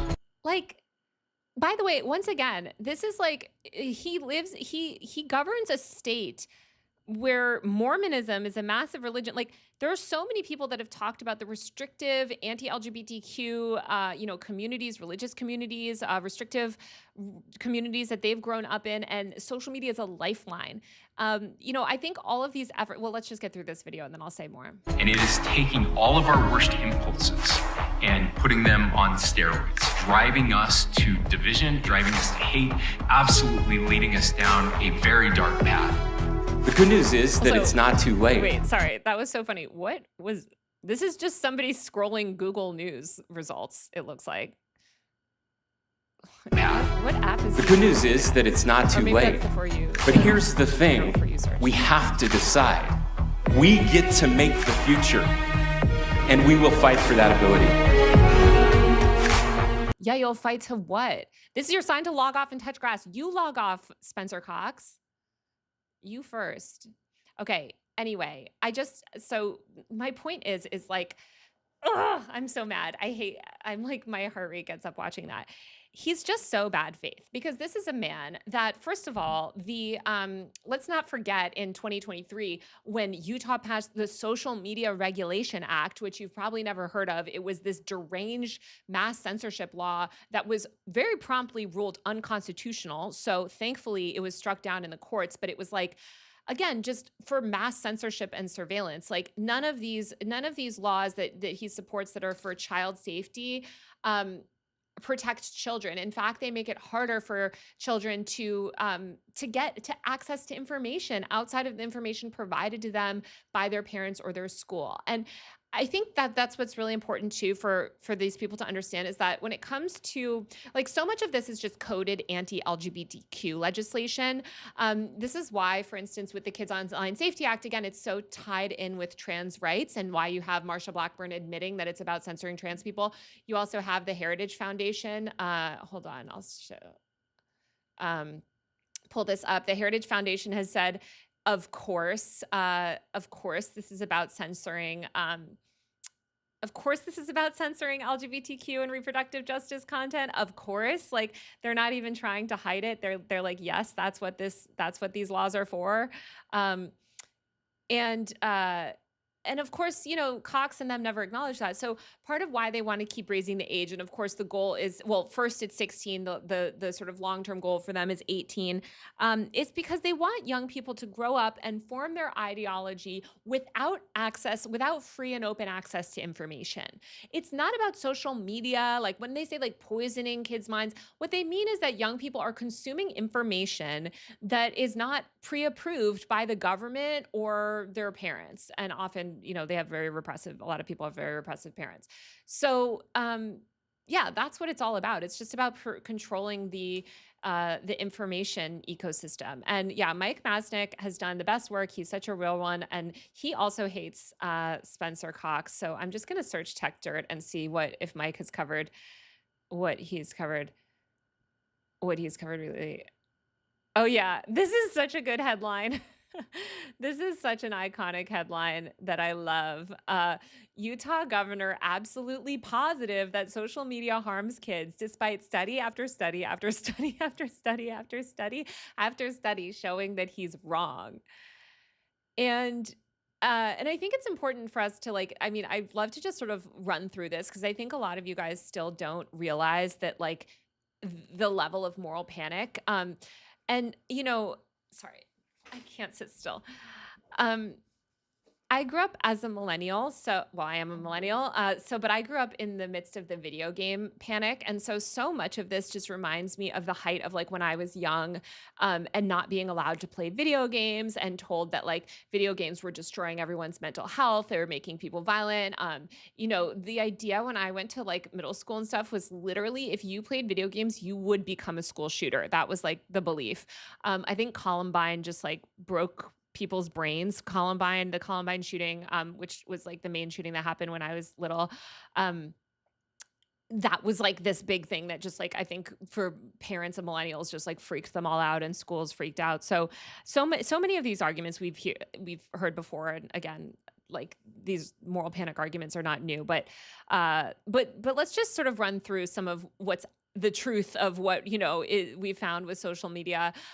In the fall of 2022, Pew Research Center, which is sort of the one of the best and biggest and oldest research organizations in the US, did a massive study on kids and the internet and found that for a majority of teens, social media was actually more helpful than harmful. In May 2023, the American Psychological Association, which has very much fallen for tech moral panics in the past, released a huge, incredibly detailed and nuanced report going through all the evidence, finding no causal link between social media and harm to teens. Let me just move this over. Soon after that, the Surgeon General came out with a report that showed no causal link could be found between social media and harm to teens. A few months later, Oxford University came out saying, I remember when this came out actually. They surveyed a million people across 72 countries, noting that there was no evidence of social media leading to psychological harm. And I think that's so important that these critics of, say that people that claim the internet is, destroying the world, never acknowledge is that if this was true, we would be seeing all these different patterns of depression in all of these different countries. But there's actually super high internet use in other countries that have better social services than us, where there isn't this mass teen depression and everything. So it's very much moral panic nonsense. The Journal of Pediatrics published a new study in the fall of 2023, again, noting through decades of research with a mental health epidemic faced among young people appears largely due to the lack of open spaces where kids can be kids without parents hovering over them. And this is also just goes into what a lot of researchers have found, which is a huge reason that young people are depressed is because basically they don't have any free time and they don't have the ability to be kids. There are no third places left. Young people are less likely to have contact with adults that are non-parental adults. So role models, like coaches, that older uncle that's in your life that's sort of a role model to you. So they feel very isolated. There's not a lot of people to talk to. So they turn to the internet. Also, in terms of city planning, over the past 20 years, we've seen a lot fewer spaces where young people can just ride their bikes, walk things. We live in a very car-centric world. Also, young people today are completely overburdened with homework. So they have to do hours and hours and hours more homework and out of school activities, after school activities than anybody in my generation. And this starts also with putting them in, having them work. A lot of them have to start work very young. They feel like they have to participate in the economy from a very young age, again, because the economic pressure. So November 2023, Oxford University published yet another study. This one focused specifically on screen time and if increased screen time was found to be damaging kids, and it found no data to support that connection. So anyway, this just goes on, but Governor Spencer Cox is just completely ridiculous, and we don't like him. So I had to share that video. I also wrote this piece for Zeteo on the social media bans in Australia. Social media bans aren't about protecting kids. They're about censorship and surveillance. I highly suggest you read this piece if you have a subscription to Zeteo. I just talk about, basically, I reported on the law and reported on the rollout and reported on a lot of the sort of significant, all the stuff that I talk about on this channel. I also did another article for Zeteo where I talked about how big tech is actually these laws that claim to be cracking down on big tech are actually a massive gift to big tech. So, you hear this constantly where people are like, oh, well, I'm tough on social media. We've got to crack down on big tech. And that's why I want to pass, all these censorship laws. You don't want to crack down on big tech, you liars. No, you don't. Because if you really wanted to crack down on big tech, you would target their actual business models. You wouldn't be passing laws that mandate that they collect even more data. And you wouldn't be passing laws that further entrench their power, which, as I reported extensively in this article, which you can read, it's just nonsense. Like these laws actually reward big tech. They consolidate power in big tech. And guess who funds all of these age verification tools, which there's about to be this multi-billion-dollar age verification AI, which is very intertwined with AI industry. Well, one of the biggest companies involved in that, the biggest third-party verifier of sort of age verification stuff, is Persona, funded by Peter Thiel. So just all of this stuff is just so silly. So I just want to kind of, if you're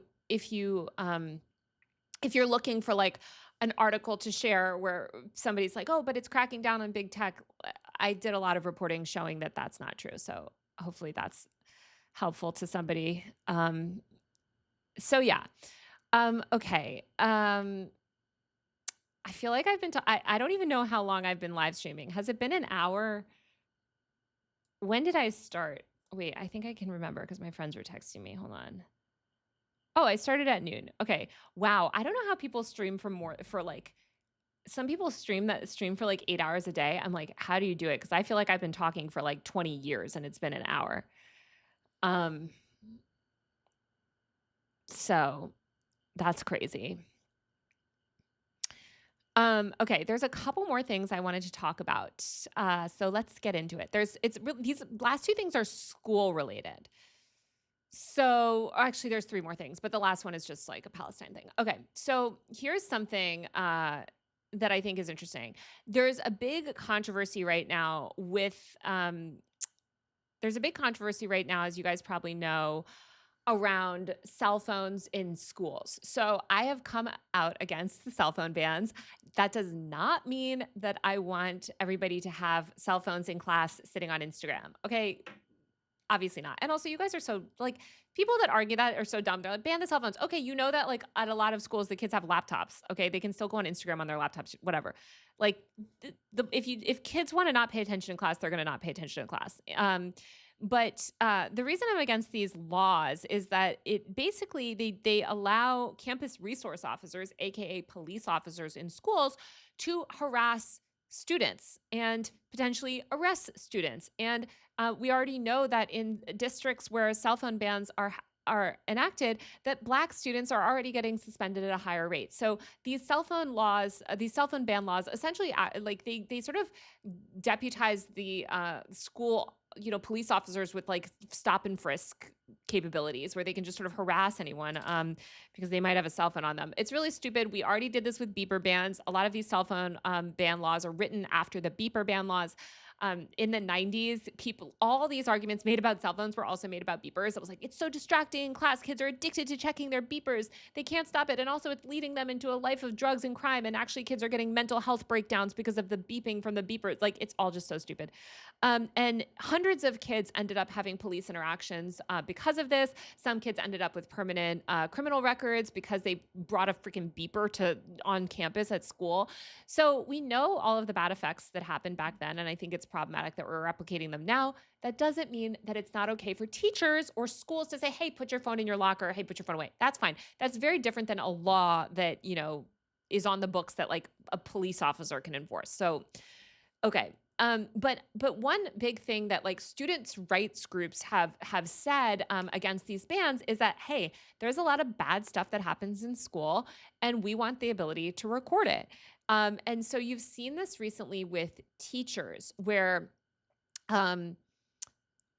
students are recording teachers for sort of wrongdoing. And of course, sometimes you see this with conservative students recording a teacher saying, oh, the teacher's teaching me about slavery and I'm oppressed or whatever.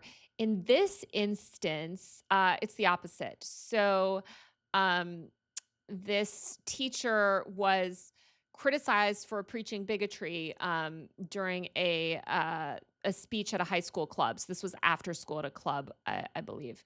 Let me just, here. So this woman in California delivered a speech to high school students telling them her daughter is gay as a result of childhood trauma. She rejected the notion of separation of church and state, and she disparaged Martin Luther King. She delivered all of this to the 12 Bridges High School chapter Club of America, the high school version of Charlie Kirk's Turning Point USA. And she had no idea that she was being recorded. Now, her words are, of course, being spread all over. And of course, this has caused a lot of drama. And also, yeah, it's worth noting, too, that there's like this 12 Bridges High School Club, like they're trying to expand all these chapters all over, kind of like Turning Point. And then it sort of goes through all the problematic. She said a lot of problematic stuff. Okay. This lady was saying a bunch of problematic stuff. She thought she was safely speaking to a bunch of conservative students, and actually she was not. Oh, wait, I didn't have it up on screen. Oh my God. You guys are probably like, what the hell? Okay, here, wait, sorry. So, sorry, I should have pulled it up, but I'm stupid. So yeah. So anyway, this Substack guy wrote about it. This is the woman, and yeah, and then this is the video. I mean, look, she said a bunch of bad stuff. I think what's interesting is this idea of recording and accountability, and the fact that I think we're going to see fewer and fewer instances of recording these days if we continue to ban cell phones. And I think we're going to see a lot more phone-free speaking events. Already, a lot of times now, when you go to a concert or a comedy show or whatever, right, you have to put your phone in those like Yonder pouches. I was talking to a student at a school recently who said that now during their all school, they have the Yonder pouches basically for like all school events. And I thought that was interesting, because they just don't want students recording the like all school assemblies, I guess. And I asked the student, I'm like, why? Like, were they saying something? And he was like, they weren't saying anything problematic that he could pick up on, that like reason why. But I think it's just more educators, administrators, et cetera, just don't want to be recorded. And so they're trying to ban, recording software. And I think this is kind of a problem, because of course, at the same time that they're banning students from having phones, they're also rolling out AI surveillance cameras all over schools. So all of these schools are installing these AI surveillance cameras that document everything and claim to be able to, detect a gun and things like that. If you missed it, there was one, let me find it, instance of this that went viral recently. Here we go. Where one of these AI surveillance systems actually thought that a student holding a Doritos bag had a gun. And so the student ended up handcuffed and thrown to the ground by police because this AI gun detection system read the Doritos bag as a gun. And that's the type of thing that's going to happen when you roll out these mass AI surveillance systems. So that's why we should be against all that stuff. Okay, so there is that. And then speaking of drama on campus as well, this is from FIRE's Substack. FIRE is the Foundation for Individual Rights and Freedom. Like I mentioned, they're that libertarian group, but they're kind of good on speech. Well, they're not kind of, they are very good on speech. So Fizz, if you guys don't know, it is similar to Yik Yak, which maybe I'm dating myself, but Yik Yak was sort of like the OG anonymous app. There's so many of these anonymous apps, and like as soon as one is banned or deleted, like another one comes up because it takes 2 seconds to make these apps. But basically, there are tons of college campuses that are debating banning this app and banning students from being able to communicate anonymously. They say that kids are getting bullied, and I'm sure they are, because those apps are total bullying places. But also, it's really important for people to be able to vent their feelings and expressions and et cetera. So, it's what's interesting here to me is that these campus newspapers are all sort of like running op-eds that are actually like that are for these apps. Which I think is really cool, actually, to see student journalists standing up for the ability to speak anonymously. I am a huge proponent of anonymous speech in general. It can be very toxic. I'm not saying that it can't, but overall, I think we want to protect the right to speak anonymously, because constantly there's a lot of stuff that comes out of this apps that like is good and accountability focused and also provides communities. Yes, there's bullying on everything. There's also bullying on public social media, but we don't ban public social media, Anyway, so here is the new school saying that college social media app Fizz provides students with the community they crave. And they talk about, how it's actually good for students. And then this guy, Ethan Hill, who's a staff writer at the Georgetown University School paper, which is this funny headline, What's Fizzin'? The Unique Culture of College Forum App Fizz. And he talks about basically how students use it and how people like the use that they get from it. And he talks about sort of like this leaderboard on the app. And I guess, somebody made a Fizz Madness bracket, a March Madness style tournament, pitting prominent users in popularity contests against each other. You could see how this could be problematic, but also just kind of fun too. Like it's not inherently bad. So that is sort of, he says, Fizz is a microcosm of the Georgetown community with its own inside jokes, celebrities, and culture, a place that can give community members a sense of belonging in an otherwise isolating and divided world. As silly as it is, it brings the Georgetown student body together and provides us all with a good laugh, sense of togetherness, and school spirit. And I think that's so interesting and revealing because I think when you especially read, and I love reading student newspapers, especially since they're online these days. I know, sorry about all the ads, guys. I don't have an ad blocker. But I think like it's so great to hear from actual users of the app. What is the real culture of these apps? How is this technology actually being used?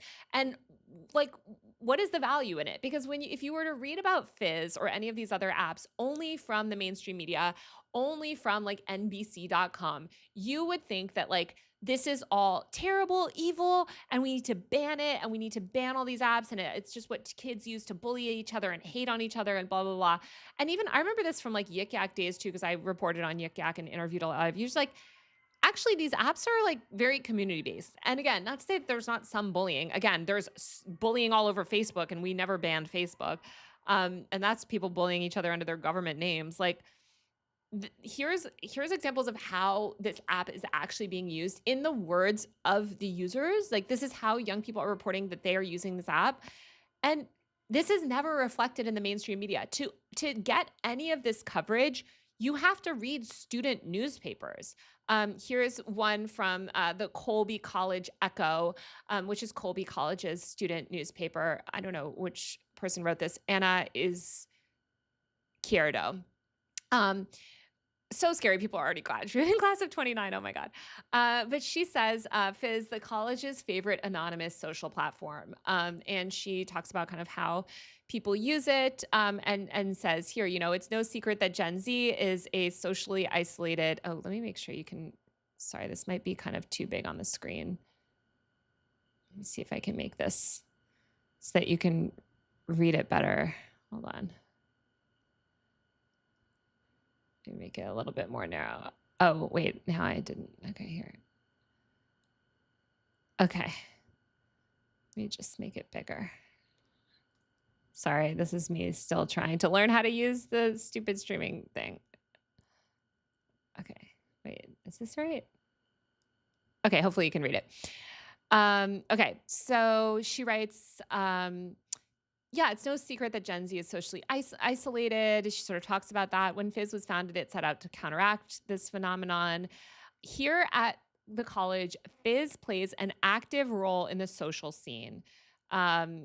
She talks about how Yik Yak was abandoned after it was sort of, there was a bunch of racist incidents, and there was obviously a huge moral panic about Yik Yak. But because Fizz requires an official Colby College email address, users are less deterred from being overly racist. Obviously, you have to be like a student to use it, and your email is attached. Although you can still post anonymously. It's just that like you sign in with your email. And she knows that. But yeah, much of the content is made up of memes or musing on topics that students at the college might relate to, such as weekend events or dining hall food.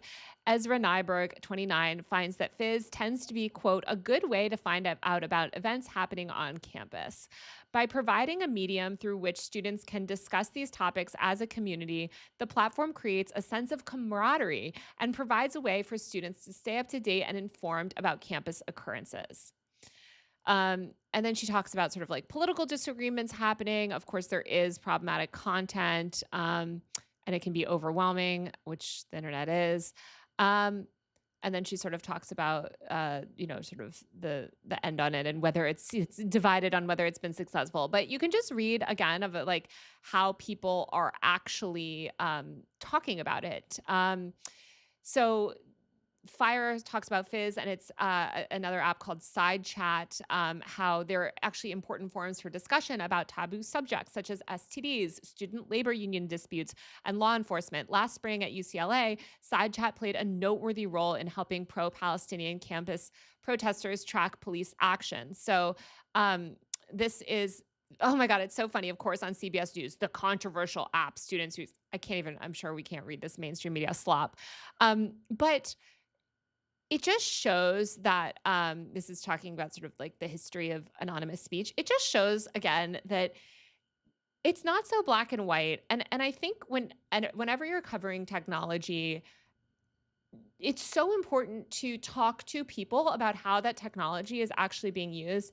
And in your articles to these journalists, these mainstream media journalists that don't want to do this, represent like the actual usage patterns on these apps, represent what role these apps play in the communities. Instead of doing any of that, you have these mainstream journalists just getting online and writing moral panic outrage things of like, oh my God, this evil app, like, oh my God, it's letting people communicate anonymously. And that's, harmful to the police who are trying to crack down on these student protests. Like that's the angle that you're getting from traditional media. And that's so different from what you're getting from actual student users and student journalists who are reporting from their communities. I mean, this is just another argument of like why, like, a lot of times the best reporting on certain communities or certain age groups comes from people in those communities and age groups because they have the context and the knowledge and the sourcing to like actually report accurately on things. Whereas people from outside those communities or age groups often, don't, and they just push moral panic nonsense. So I just think it's really important to protect anonymous speech.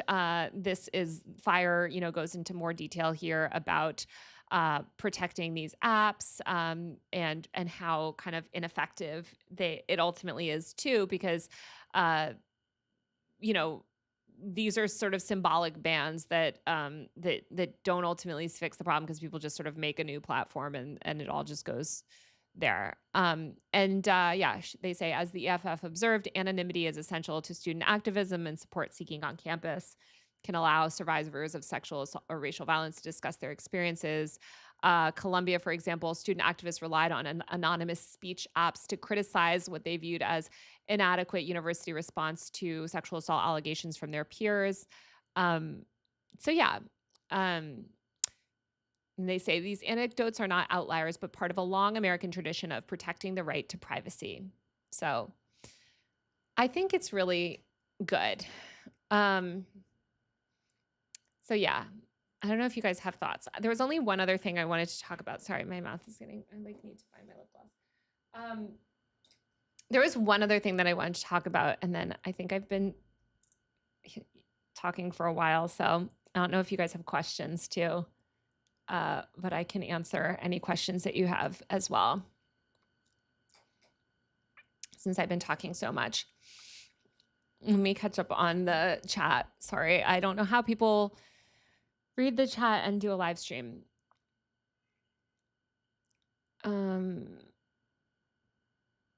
Oh, thank you so much to South Korea, Scott Soul, for joining my Patreon. Thank you guys, everybody. Thank you for joining my Patreon. That's the way that I pay my rent and make a living, because I can't make enough living off social media. And certainly not from freelance journalism. So seriously, anybody that, if you like my work and you like my series and you want to support, please support my Patreon. Seriously. Will this live stream be saved on my channel? I think so. I don't know how to save a live stream though, so we'll see. We'll see if I can figure it out. I'm going to try to post it as soon as it's done. I don't know if it automatically posts. I wish you would reach out to some other privacy focused channels. Tell me which ones to reach out to, and I will. Hassan does it. Well, yeah, I mean, Hassan is a professional live streamer, guys, and I'm not. So there's that. But hopefully I'll get better at being able to read and talk. I really don't know how people do it. I'm too like ADHD. I can barely concentrate on the tab that I'm reading. Go live with Kat Tembarch. I will at some point, actually. I should have her on, or Matt. We talk every day.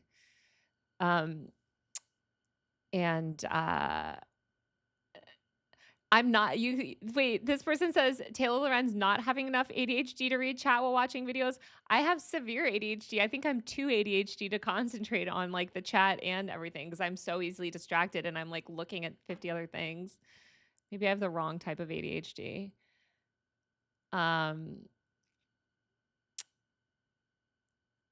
said the look of your house, you're lying, Taylor Lorenz. I'm not poor. I don't know if you're talking about when I got doxxed. This was like one of my favorite moments. I got doxxed, actually my parents' house. My parents, which they don't live there. So this is what happened. So I got doxxed this was like maybe, I don't know, 5 years ago. It was a while ago. It was like early COVID era. So there was a house that my parents lived in, like literally like 15 years ago. And that house ended up basically getting demolished and another house was built on top of it. I think the new house was sold in like 2020 or something. And so when I got doxxed, people found the house that was built on top of my shitty house. And not shitty house, but it was just like an old house. And they like knocked it down and built this like beautiful new house. And then they got doxxed and they're like, and this is the house that she grew up in. I'm like, guys, do you not see that house was literally built in 2020? Do you not see that house just was built? I lived in the house that was there before. Anyway, I just thought it was funny. And my parents were like, what? My parents were like, what is happening? Also, they didn't even own a house at the time. They were like living in their apartment. Like, what? Anyway, that just was, I grew up in Connecticut, which by the way I grew up in like a very nice area of Connecticut. I'm not trying to act like woe is me. It's just really funny because like the house that ended up being built on top of the house that I lived in when I was younger was like, and this wasn't even the house I lived in when I was younger. It was one that like my parents had moved to briefly after I was younger. Anyway, whatever. It just like the house that was built there on top was like so much nicer. And I was like, I fucking wish I lived in that house. Ultimately, anyway, it just made me laugh. I'm not poor. Guys, I would never say I'm poor, but I am a freelance journalist and content creator. So let's not act like freelance journalists are, in it for the money. Verso Books better than Simon & Schuster. Oh, I love Verso Books. Simon & Schuster is my publisher for my last book. So if I have a book proposal again, I will be giving it to Simon & Schuster since I worked with them previously. Okay, guys, let's see. Is there anything else that we wanted to talk about before we get into the final topic? Sorry, this chat is going a little quickly. Let's see. Super chats. What's a super chat? What's a super chat? Am I stupid? I don't know what a super chat is. Is that like when people pay? Is that when people pay more to chat you or something? Okay, I don't know. Sorry. Okay. Well, we'll talk about the last one. I am a boomer, guys. I am a boomer when it comes to this stuff. Let's not make fun of me for being old.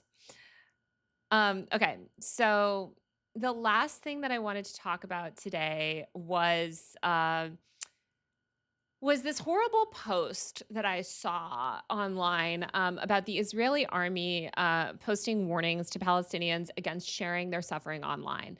And basically, they started to distribute these leaflets in the northern occupied West Bank, where I'm sure you guys have seen a lot of viral videos have come out of there recently, in large part too because there's been journalists on the ground documenting these attacks by settlers against the native Palestinians in that area, and harassing these people. And so you're seeing a lot more content online from the West Bank recently. Well, now, of course, they're trying to crack down on that. So they're threatening Palestinian residents that posting, sharing, or publishing online content critical of Israel is going to be treated as a terrorist offense, potentially resulting in arrest or imprisonment. The leaflet stated, "We are monitoring what you do online. Disseminating, writing, or punishing inciting content online is considered a terrorist crime in every sense and may lead to your arrest, imprisonment, as has happened in this house. We have warned you." That is so dystopian, you guys. That is so gross and terrifying. And I think it just shows how the Israeli military and Israeli government is so dead focused on silencing dissent and controlling the narrative, and specifically controlling the media narrative. It's disgusting, and I think it's scary. And already you're seeing this type of stuff happen in the UK, and more Western democracies, right? Where like just advocating for, Palestinian action groups or things like that is being treated as terrorism. But I think what is so awful is just criminalizing Palestinians sharing their own experience and talking about their own, oppression is criminalized. And so it's so brave. All the Palestinians that do share stuff online, it's so brave of them. And as somebody said in the chat, this is what Larry Ellison is about to do to people on TikTok, where we're going to not be able to speak freely on TikTok, and we're not going to be able to criticize Palestine on TikTok. It's already the case that it's, severely downranked and problematic. But yeah, it's really, really depressing and terrifying. And I just saw this, and also like the really dystopian graphic design of it all, where they have this like giant eye, like seeing I'm like, this is horrifying. So yeah, that was really infuriating and upsetting. And I just think it's so important to continue to document the war crimes and all of that stuff. So let's see. Is there anything else that I didn't mention that's been happening today? I just went on Twitter really quickly just to make sure that I didn't miss anything really big, and my entire feed is clavicular running someone over in a Cybertruck. So we don't care about that. Well, I mean, I do. I actually went so deep on it yesterday, but and I have a video coming out on clavicular that I made with my friend Jarvis. I think it's going to come out next week. I just it needs to be, my editor's finishing it. But yeah, it's not really related to free speech. I think clavicular loves to exercise his free speech and say the N-word all the time, but he's not really involved politically. The White House data center thing is so scary because the video is so professionally done. And yeah, exactly. I think this is something that's a real problem these days, where a lot of these conspiracy theorists, they put a lot of effort into spinning these tales and making these stories, and basically just doing a good job of mimicking what actual journalism looks like. And to the average viewer, they don't understand journalism. So they just see somebody being like, and then I Googled this, and then I Googled this, and then I looked up this. And it's like, okay, you did all that, but what did you find? Did you speak to these people? Did you report on this? Did you talk to anyone? Do you have inside sources? Did you no, they don't have any of that because they don't do actual journalism. So I think it's really scary. And it's so infuriating too, because these are the people that profit the most in this journalism influencer ecosystem. It's not the journalists, it's these people that spin these conspiracy theories and get hundreds of thousands of views, and then use that to juice their own Patreon and Substack and etc. So it's depressing. So yeah, okay. Well, I think that's about it. And I need to go because I'm doing an interview in an hour again with Preston Byrne, who's going to be talking about. I'll show you guys really quickly who I'm going to be interviewing. He's the free speech lawyer who's going to be talking about the U.S. government, or sorry, the U.K. government. Um, he's he's going to talk about basically how the UK is very anti-free speech. He's the one that's been defending 4chan and Kiwi Farms. So I'm very excited for you guys to hear that. And before you freak out and you're like, why is Taylor defending 4chan and Kiwi Farms? I don't agree with them, but I do think they have a strong case for it. Am I going to stream from more from now on? So I think so. So my YouTube, like this person I know at YouTube, that helps creators said that it helps to stream. So I was actually thinking of streaming like, well, I was going to do it once a week. And then she was saying like, you have to do it twice a week, and everybody else, like I actually asked a bunch of friends who are streamers, and they were like, you have to stream every day. And I was like, okay, I'm not doing that. I'm never doing that. So I'm never doing that because I actually have a job. Like I have things to do. Like even my videos take up too much time, and like I do freelance reporting and stuff a lot. So like I don't have time. But I was thinking of doing it twice a week. So my plan is to do it twice a week. I still don't have the schedule set. I also am trying to decide, and if anybody that is even here, I can't even tell how many people are watching. Hopefully it says 24 people maybe watching, chat rate 24. I don't know how many people are watching this. I don't know what chat rate means. Anyway, so if you guys have any suggestions, if I should live stream on this channel or a separate channel, I did go ahead and make a separate channel just so that I could start streaming on that because people were like, you should make a separate channel. So I thought I would do that. So I did make a separate channel, but what the fuck did I call it? Wait, what did I make it? Let me just find it really quick. I made a separate channel for live streaming. Oh, wait, it is called Taylor. Okay, so I made a separate channel for live streams. So I might start live streaming on this channel. The only thing is there's a fake schedule on top of it. So ignore this schedule because I don't know if that's the schedule I'm going to keep. That was like the default schedule that like came up when I was in Canva. When I was in Canva ripping off some design. No, not ripping off, but I did use the template. Okay, so I don't have graphic design skills. So anyway, so yeah, so I guess I'll start streaming on my. Oh, wait, somebody said VODs for the other channel, streaming on this one. I don't want to break my audience like that. Okay, wait, so stream this VODs on second channel. What does that mean, VODs on second? What does that mean, guys? Does that mean I don't publish the video on this channel and I publish the video on the other channel?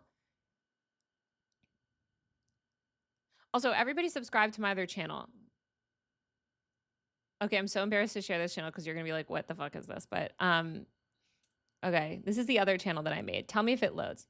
Why does it say Taylor Lorenz Health? Oh, that's the other one that I made. Oh my God, guys. I have a third YouTube channel. That's my health channel. Because I'm making health content next year. Surprise. Not like, it's like anti-Maha content, basically. But like, why is it not letting me sign in? Okay, well, anyway, the handle, how do I fucking post it? I feel so old. Okay, here is the channel. It's called Taylor Lorenz Live Streams. I'll find it and link to it. I don't know how to do it. My old MySpace. You'll never find an old MySpace because I actually wasn't allowed to have a MySpace. My mom like didn't let me have a MySpace. Anyway, yeah, so long story short, I am going to start live streaming more. Sorry, I'm not really organized. I really just kind of wanted to try it and see if I could even figure it out and not fuck it up. And I will be channeling, I guess I will be live streaming on this channel and posting the VODs, which I think just means videos on the other thing. I know I'm a tech writer, but I don't like, I don't know. I should know. But it's like, we're learning, okay? So yeah, email me if you want to be a mod. Yeah, I know. I'm signed into like 3. Well, I have 3 YouTube channels because I have my main channel. I have this live streaming channel that I made, and then I have another one that I'm gonna start doing like health stuff on. But like that's like long term, like that's like at some point next year because I've been like doing more. I'm just doing more like again like anti-Maha stuff. So yeah, that's okay. You can call me old. I am old. Anyway, thanks so much for watching. Oh, VOD is video on demand. Okay, I will start putting the clips from these lives, which I don't have any. Does anybody know anyone who's an editor, who, by the way, who can like, okay, so if anybody knows anybody that's an editor for cheap, guys, cheap, because guess what? I don't make a lot of money. Anybody that is really cheap, who can help like cut highlights from my live streams or like make them into videos. You know how streamers do that? If you know anyone, please email me. It's taylor@usermag.co. That's taylor@usermag.co, or you can DM me on Instagram if you are a video editor and you can help just cut videos from my live stream, like cut segments that I can put it on my live streaming secondary YouTube channel, and I'll link that and I'll post it somewhere on my YouTube so you guys can find it. But the handle is it's just go to youtube.com/@TaylorLorenz live streams. I was like, oh, I have 1 subscriber. It's me. Okay. I subscribe to myself. Anyway, so yeah. Am I going to stream on Twitch? I don't know how to stream on Twitch. I don't really have a presence on Twitch, so I'll probably just stream on YouTube. I don't know how to stream on multiple platforms yet, so maybe somebody can explain that to me. I thought there's a way, but I don't know. So yeah, okay. All right. Well, thanks guys. Thanks everyone for watching. Happy Free Speech Friday. Once I figure out how to get this video up, I will get it up on that other channel @TaylorLorenz live streams. Please go subscribe, and I'll also post a link on this main channel somewhere to tell you how to get there as well. Happy Friday. All right, now I gotta figure out how to stop this stream. Oh. All right. Bye.